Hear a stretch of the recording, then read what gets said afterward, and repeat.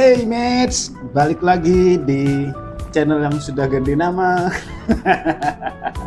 Yang awalnya logo sekarang jadi Fox Wedge. Di sini saya baru bisa ngelanjutin perjalananku untuk ngeditnya. Kalau orangnya udah balik lagi di Bali sebenarnya.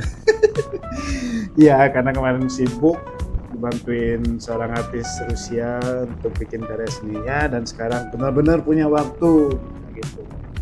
Dan untuk video di episode kali ini, di chapter yang ini, rasaku videonya lurus-lurusan aja sih. Jarang aku bikin potongan dan sebagainya. Intinya gak ada estetikanya sama sekali gitu.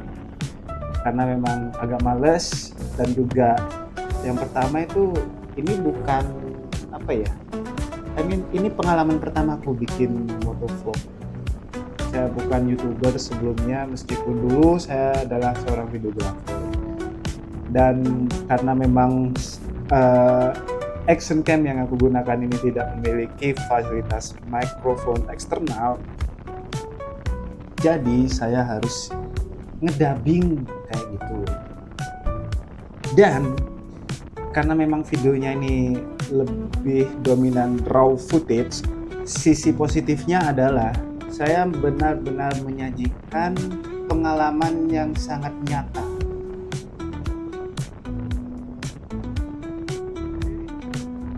Terutama buat teman-teman yang masih belum mengetahui kondisi jalanan di Bali itu seperti apa. Terutamanya jalanan menuju ke arah Gilimanuk. Jadi ini benar-benar real, tanpa setting-settingan. Jenis kendaraan yang lalu lalang seperti apa dan lain sebagainya. Jadi teman-teman bisa menilai sendiri dan bisa menyaksikan sendiri, memperhatikan kondisi aspalnya seperti apa, karakter kendaraan lalu lalangnya seperti apa, garis markanya seperti apa, penerangannya seperti apa, dan lain sebagainya. Nah, yang pertama yang bakal aku bahas dalam video ini adalah tentang kultur berkendara. Jadi kultur berkendara buat aku ya, ini secara personal ya, tetap kita mengikuti aturan, tapi di sisi lain karena memang ada beberapa kesempatan yang memungkinkan untuk melanggar aturan karena memang logis, jadi saya langgar. Salah satu contohnya adalah misal saya mendahului truk sari roti ini. belum mendahului ini ya. Jadi ini kan truk sari roti nih. Gede banget kan. Ini kan susah banget tuh. Karakter truk gede seperti ini biasanya jalannya pelan banget. Sedangkan kendaraan di belakangku tuh sangat panjang. Jadi otomatis kendaraan di belakang truk ini ingin lekas mendahului. Terutamanya saat di lawan arah itu sepi kendaraan, karena ini kondisinya malam hari ya. Kalau kita merujuk ke peraturan lalu lintas, kalau garis marka yang terputus itu kita kan nggak boleh mendahului. Nah di sini saya mendahului, contohnya seperti ini, karena buatku itu lebih realistis. Lalu kultur berkendara seperti apa yang aku maksud? Kultur berkendara berkompromi, atau kita saling berkompromi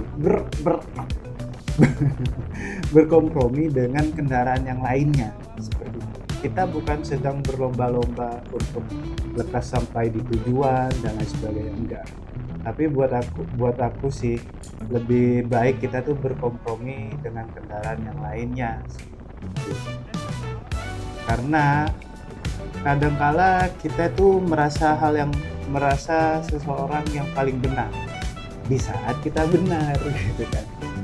Dan di saat kita salah, kita berusaha mencari pembenaran. Jadi buat aku apa ya? Hal yang nggak kaku ya tadi kita berkompromi aja seperti itu. Nah, di sisi lain aku bakal berbagi pengalaman tentang menggunakan aspal bahu jalan atau aspal yang di sebelah kiri jalan. itu kan ada garis marka yang tidak terputus tuh sebelah kiri. Di sebelah kirinya lagi tuh ada aspal yang menyisakan kurang lebih itu ya bisa dikendarai satu sepeda motor lah. Itu fungsionalnya saat kita tidak mampu melalui kendaraan depan melalui sisi kanan, terutama kendaraan-kendaraan yang memang jalannya itu pelan seperti truk, truk busuk, atau truk gandeng, atau truk kontainer, itu kan tidak memungkinkan untuk berjalan cepat. Jadi dengan bahu jalan di sisi kiri, kita memiliki kesempatan untuk mendahului mereka. Dengan catatan kita harus memberi sign. Nah, contohnya seperti ini, saya memberi sign berupa lampu. Aku mau lewat nih gitu. Jadi lampu tembak di sini bukan bentuk arogansi sebenarnya, untuk ngasih sign atau ngasih tanda aja sih kepada mereka bahwa aku pengen lewat atau mendahului mereka, dikarenakan kendaraan saya kebetulan mampu lebih cepat daripada kendaraan yang di depan. Nah, apalagi terkait gini nih, tentu dengan muatan yang sangat besar, nggak mungkin kan truk itu bakal melaju kurang lebih 80 km. Jangan 80, 60 km per jam nggak mungkin kan. Nah, di sini saya harus mendahului dia menggunakan jalur kanan. Dan saya benar di sini melanggar garis marka. Ya secara hukum lalu lintas itu ya salah. Tapi buat kultur berkompromi menurut aku nih ya, itu logis banget sih, daripada saya hanya memperpanjang kemacetan dan di lawan arah juga kosong kendaraan, jadi ya saya lalui aja. Tapi berkompromi ya boleh, asalkan bijak. Jadi kita harus pintar-pintar memposisikan diri, melihat situasi. Nah, ini ada truk lagi yang ya, medium lah, karena kita tahu bahwa di Bali itu masih belum memiliki tol lintas provinsi. Jadi itu adalah alasan yang sangat logis kenapa banyak sekali kendaraan distribusi atau seperti truk kontainer dan sebagainya melalui jalur ini. Andai kata ada tol yang langsung menuju ke Pelabuhan Padang Bay di Bali Timur, otomatis jalanan atau jalan raya Denpasar Gilimanuk ini bakal lebih kondusif lah jalanan, karena prioritinya lebih ke kendaraan-kendaraan kecil yang akan melalui jalur ini. Jadi buat teman-teman yang masih belum memiliki pengalaman menggunakan sepeda motor untuk touring keluar dari Bali atau menuju ke Bali, teman-teman harus lebih berhati-hati karena memang ini kondisi realnya ya seperti itu. Ya bersyukur sih di sini saya menyajikan video yang mostly tanpa potong, jadi biar teman-teman benar-benar mengerti kondisi realitanya seperti apa ya, terutama untuk kebutuhan safety first. Lalu ada hal yang unik. Nah, di sini ya adalah tikungan yang sangat berkarakter, dalam artian berkarakter bergelombang. Karakternya itu bergelombang karena bayangin aja truk segede itu di depan saya ini itu memiliki muatan katakanlah sekian ton. Jadi biasanya di setiap tikungan itu bisa dipastikan di atas 50%,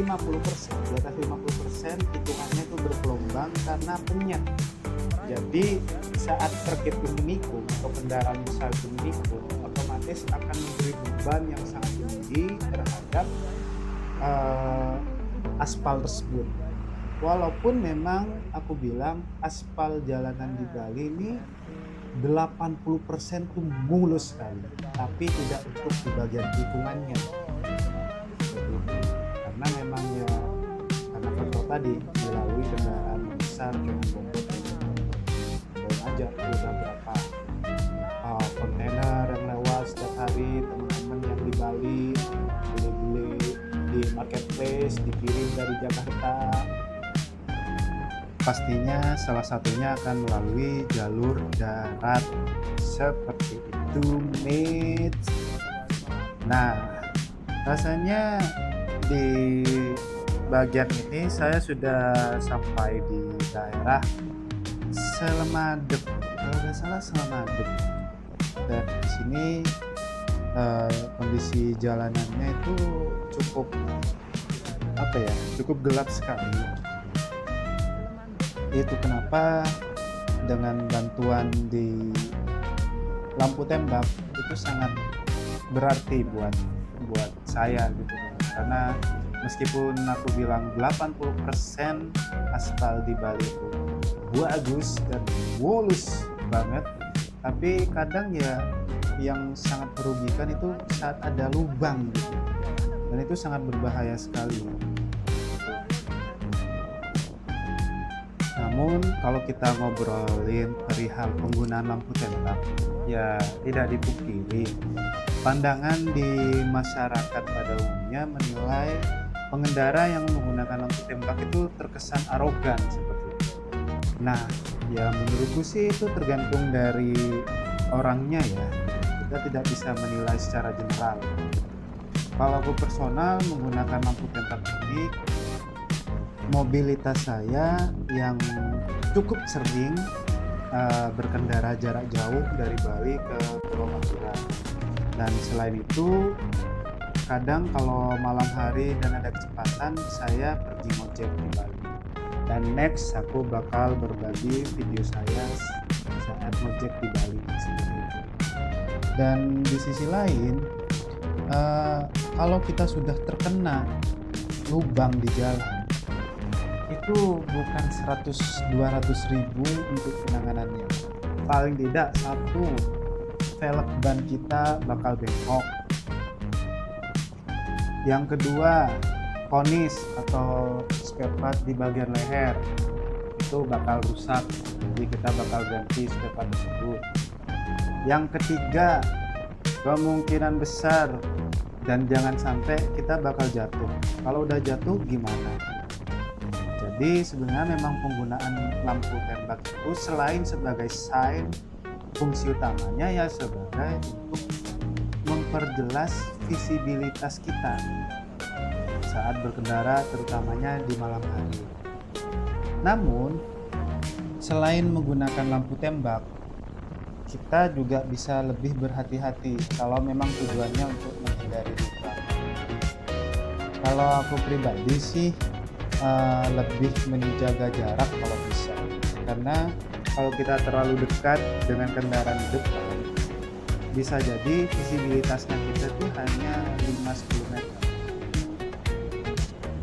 Tapi kalau bisa kita memiliki visibilitas 30 meter atau paling tidak ya jarak 3 kendaraan ke depan lah.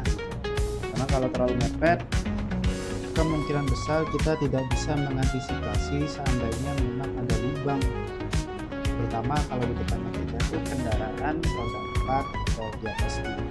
Karena memang visibilitas itu sangat penting sekali saat kita berkendara jarak jauh ataupun berkendara jarak dekat. Nah, seperti ini contohnya, saya melalui bahu kiri, saya